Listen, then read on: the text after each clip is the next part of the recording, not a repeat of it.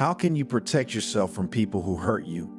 How can you overcome the frustration that comes from being treated a certain way? And how should you treat those who have hurt you? Many of us find ourselves in the situation of having to constantly suffer meanness, insults, and hatred from someone. And this situation is really unpleasant, especially if the people who hurt us are very close to us. It can happen at work, in the circle of friends, and even in the family. But beyond the context in which it happens, what really matters is the pain that these experiences bring with them. When they treat us badly, in fact, invisible but extremely painful wounds are created in us. Wounds whose scars we often carry for our entire lives. In the Zen story you will hear shortly, you will discover how to defend yourself and your inner peace from these people. So stay until the end, because thanks to Buddhist wisdom and the practical advice we will give you, you will know exactly what is the only way that works to preserve your emotional balance and distance certain individuals. But before continuing, if you are not one of us yet, subscribe to the channel and activate notifications to stay updated when we publish new content for your spiritual and personal growth. In the heart of Japan, nestled among the ancient trees of a forest, there was an ancient Buddhist monastery surrounded by serenity and tranquility. There resided the Venerable Master Chen, a man of profound wisdom and compassion, whose words were like a beacon to his devoted disciples. At his side, his followers learned the Buddha's teachings, seeking to cultivate inner peace and compassion toward all living beings. One day, during one of the evening classes, one of the young disciples expressed his frustration about the injustices he had suffered at the hands of people who had taken advantage of his good faith, hurting him deeply. Master Chen said, lying, "Buddha teaches us compassion toward others, but how can we remain impassive in the face of those who harm us? It is not right that they exploit and offend us systematically. It is not right to always turn the other cheek without these people suffering any consequences." Master Chen, with a serene smile, invited his disciples to sit in a circle around him. Then he took a stone and threw it into the water of the pond. "Watch the waves that form," said the master, "and observe how the movement of the stone creates an effect on the surrounding water." The disciples watched intently as the waves spread from the point of impact of the stone, radiating outward until they reached the shores of the pond. Just as waves ripple through water, the monk continued, "Our actions and reactions have an impact on the world around us, but we must learn to discern when it is best to let go and when it is necessary to take action in some way." Then the master told them a story that directly concerned the Buddha. It is said that one day, while the Buddha was walking through a village, a man insulted him heavily, pouring down a shower of offensive words and threats on him. Chen said. The disciples, shocked by what had happened, expected the Buddha to react, but he remained calm and silent, continuing his walk without showing any sign of irritation or resentment. When the Buddha was out of the man's sight, one of his disciples asked incredulously, "Master, how did you remain so calm in the face of such offensive words? Why didn't you respond in defense?" The Buddha smiled at his disciple and replied, "Suppose someone offers you a sweater as a gift, but you don't accept it. To whom does that gift belong?"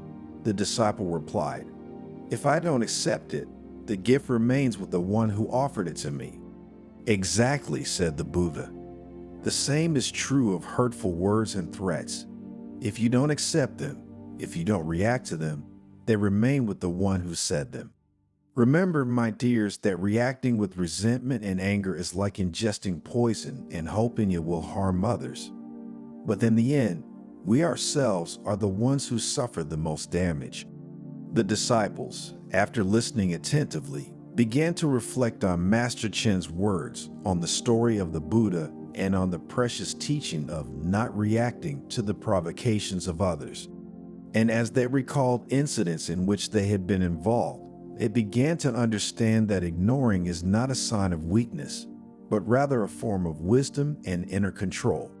Master Chen, to reinforce the concept he had just conveyed to his disciples, took them to a quiet place inside the monastery and began to talk about human suffering. He explained that those who harm others are often trapped in a cycle of pain and dissatisfaction. He who insults and harms others, said Master Chen, does not know true happiness because his mind is clouded by anger, jealousy, and frustration. As the disciples pondered the Master's words, trying to understand his point, Chen continued, think about when you are happy and satisfied with your life. In those moments, do you need to insult and hurt others to feel good? The disciples shook their heads in denial. Exactly, said Master Chen. True happiness comes not from hurting others, but from cultivating love, compassion, and inner peace. So, my dear disciples, when someone treats us badly and causes us pain, we must stop for a moment and reflect on three things. The first is that reacting with anger will hurt us more than it will hurt him. In fact, if he provoked us, it is because he wants to see a reaction from us. If he doesn't see it, he will be deeply disappointed and will have something to think about. The second thing to think about is that if that person behaves like this, it is because, in reality, he is very unhappy and dissatisfied with himself. People who are well, who have an emotional balance, are too focused on their well-being to think about hurting others. And the third thing you have to think about when someone hurts you is that the only action you should take is to move on, feeling compassion for them. The disciples, impressed by Chen's wise words and the teachings they had just learned, pondered how to implement these suggestions in their daily lives. One of them, echoing the thoughts of many others, asked, Master Chen, I am truly grateful for your precious teachings. However, it is very difficult not to react to certain attitudes. When someone hurts you deeply, leaving deep scars, most of us humans react instinctively or are too hurt to remain helpless. How can we work on ourselves so that it becomes easier for us to ignore these individuals and move on? Chen smiled and, looking his disciples in the eye, replied, It is understandable that you find it difficult to ignore and not react in the face of abuse. For this reason, my dear ones, listen very carefully to the advice I am about to give you. The first thing you need to do is cultivate inner awareness. Before you react to an offense or injustice, it is important to become aware of your emotions and thoughts. Often, anger and resentment arise from our instinctive reaction. If, however, we stop for a moment to reflect, we will be able to better understand the situation and prevent it from degenerating. Practicing patience in our daily lives is another practical exercise that I suggest you carry forward.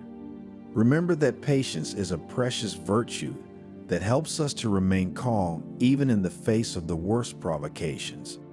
Learn to meditate every day, carving out moments just for yourself and for the practice of patience. Then, when someone treats you badly, breathe deeply and give yourself a moment to reflect. This will help you avoid impulsive reactions that could make the situation worse. Cultivating compassion is another important piece you need to work on. Even when someone hurts us, it is important to remember that that person may be driven by suffering or ignorance. I assure you, if you practice cultivating compassion, you will learn to see beyond the negative actions of others and respond with kindness instead of anger. Another piece of advice you should follow, my dears, is to recognize the impermanence of things. Everything in life is transitory, including the offenses and injustices we suffer. Remembering that nothing is eternal allows us not to give too much importance to negative events and to let go of the desire for revenge or immediate justice. Also, my dears, focus on the good even in the most difficult situations. If you think about it, there is always something positive to focus on, and keeping an optimistic outlook on life helps us to overcome difficulties and not let the negative actions of others influence us negatively.